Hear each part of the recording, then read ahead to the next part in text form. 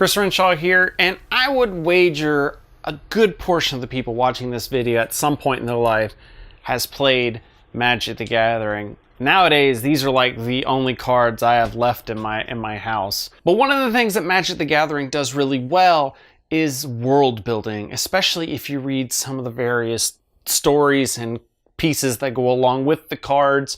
It really ties into the flavor text and everything. One of my favorite worlds that's come out is the Story of Ravnica. Ravnica is a plane where the entire plane is a city, and it's constantly being fought over by these 10 different guilds. Now, Wizards of the Coast has taken that setting and brought it into D&D with the Guildmaster's Guide to Ravnica. This is like Wizards perfectly taking one of their board game properties and their role-playing properties and smashing it together. So this book just came out recently.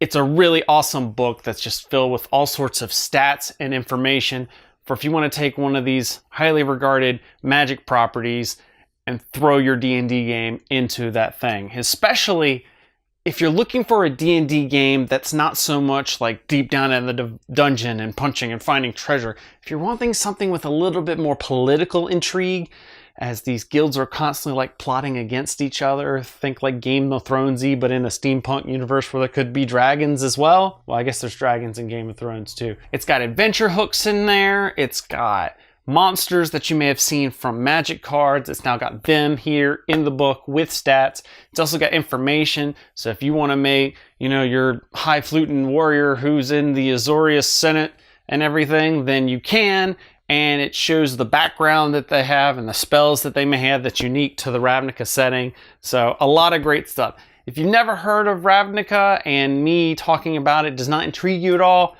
not really a D&D book that you probably need to have, especially if you're wanting something more basic and mainstream. If you used to play Magic the Gathering, if you love some of the world building they've done there, especially if you like the setting Ravnica, then I would definitely check out this book and give it a tip if you want to try and throw your D&D game in this. What other Magic the Gathering settings would you like to see in D&D? Zendikar, Dominaria, etc. Let me know down in the comments below, and make sure you follow me on all the different social media platforms, and check back next time as we're going to talk about another game that's a little bit more advanced that is great for getting your political intrigue on in your role-playing games. In the meantime though, may all your hits be crits.